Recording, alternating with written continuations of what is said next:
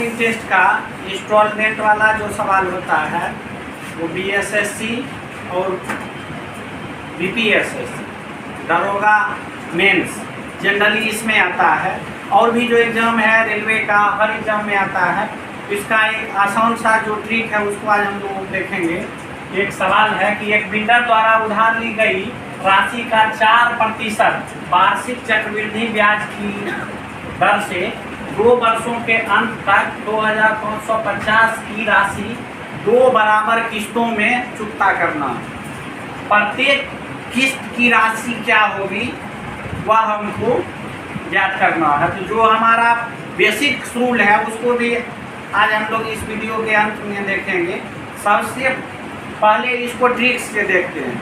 जैसे कि compound interest में कंपाउंड इंटरेस्ट या सिंपल इंटरेस्ट जो पीछे हम लोग पढ़े हैं उसके अनुसार हमको सिर्फ अगर रेट पता होता है तो बिना फार्मूला का सारा सवाल हम लोग सॉल्व किए। तो अगर रेट हमारा पता है तो आसानी से ये सॉल्व होता है। 4% इसको हमें भिन्न में चेंज करना है। तो इसको लिखेंगे 4/100 1/25। मतलब हमारा जो मूलधन है वो 25 है, ठीक है। और एक जो है ये हमारा इंटरेस्ट है, मतलब 25 में 1 जोड़ेंगे तो 26 हमारा इंस्टॉलमेंट हो जाएगा, ठीक। अब हमारा जो 4 ऑप्शन होगा, जिस एग्जाम में 4 ऑप्शन होता है उसके लिए यह सवाल सिर्फ 5 सेकेंड का है। हमारा ये जो इंटरेस्ट के साथ इंस्टॉलमेंट आता है, यह जो राशि आती है यह हमारी किस्त की राशि है। हमारा जो ऑप्शन होगा वो इससे डायरेक्ट विभाजित हो जाएगा।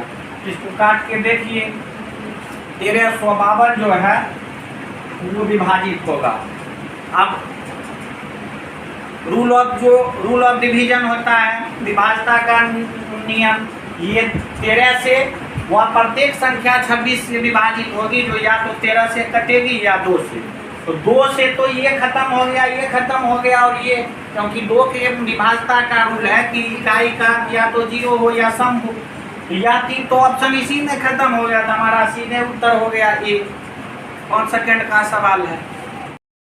मूलधन है 10, उसमें एक इंटरेस्ट के साथ 1 साल का इंस्टॉलमेंट होगा 11, ठीक है। 11 से डायरेक्ट जो कटेगा वो हमारा उत्तर होगा 120। ये नहीं और ये नहीं, 11 का स्क्वायर 121 होता है, तो हमारा सीधे उत्तर 121 हो जाता है। कंपाउंड इंटरेस्ट का सवाल है और बिना पेन पेपर के सॉल्व होता है। नेक्स्ट हमारा सवाल है 12,300 की राशि का ऋण 5% चक्रवृद्धि ब्याज की दर से हर वर्ष के अंत में 2 समान किस्तों में देकर चुकता करना है। तो किस्त की राशि क्या होगी? हमारा ऑप्शन है 6,651, 6,615, 6,516, 6,115, ठीक है।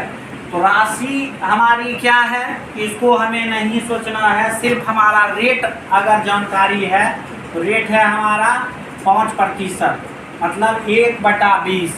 20 हमारा मूलधन है, 1 इसका इंटरेस्ट है, मतलब हमारा किस्त जो होगा या तो 21 होगा या 21 का कोई ना कोई गुणक होगा। तो इस समय 21 से हमको भाग दे के देख लेना है। विभाजता का रूल वह सभी संख्या 21 से विभाज्य होगी यदि वह अलग अलग 3 और 7 से विभाज्य हो। तो 7 से काट के देख लीजिए, आपका एक ही ऑप्शन बी होगा जो 7 से कटेगा। हमारा उत्तर हो गया बी 6,615 रुपया। 360 रुपया की धनराशि 8.3/4% वार्षिक चक्रवृद्धि ब्याज की दर से उधार ली गई है एवं वापसी भुगतान 2 वर्षों में समान वार्षिक किस्तों के द्वारा किया गया। प्रत्येक किस्त की राशि क्या थी? अगर एग्जाम में ऐसा सवाल आता है तो स्टूडेंट 8.3/4% देख के ही छोड़ देते हैं, किस्त का कैलकुलेशन हार्ड होगा। जबकि यह सवाल भी आसान ही है। 8.3/4%, 8 चौक 32, 3 35/4 गुने 100, 5 35 20 25 100, ये हो गया इसका फ्रैक्शन 7/80। मतलब 80 हमारा मूलधन था, इंटरेस्ट लेके 87 हमारा किस्त होगा। तो इस या चारों जो ऑप्शन है इसमें कोई एक 87 से कटेगा, तो 7 का स्क्वायर तो 49 होता है, तो डी नंबर ऑप्शन ऑटोमेटिक खत्म हो गया। लेकिन शेष तीनों 9 है, इसमें भी रूल और डिवीजन जो है या जो स्क्वायर का रूल हम लोग पीछे पढ़ाए हैं, उसमें बोले थे कि कंपटीशन का तैयारी करना है तो 1 से 100 तक का स्क्वायर याद कर लीजिए। वह अगर याद होगा तो 87 का सीधा स्क्वायर 7569 होता है। सीधा 5 सेकेंड में इसका उत्तर हम लोगों को प्राप्त हो गया। 10% चक्रवृद्धि ब्याज की दर पर 21,000 का ऋण लेता है। हर वर्ष के अंत में उससे बराबर कितनी किस्त देनी पड़ेगी कि वह 2 वर्षों में ऋण का भुगतान हो जाए। इंस्टॉलमेंट 1 साल का हो, 2 साल का हो, 8 साल का हो, या मोटरसाइकिल खरीदिएगा तो 10 साल का हो, ठीक है, या हर मंथ का हो। इंस्टॉलमेंट कितना भी हो, हमारा वही ट्रिक जो है वो काम करेगा। इस बेसिक से का सवाल के बाद हम लोग देंगे। सिर्फ रेट हमको जान लेना है। रेट है हमारा 10%।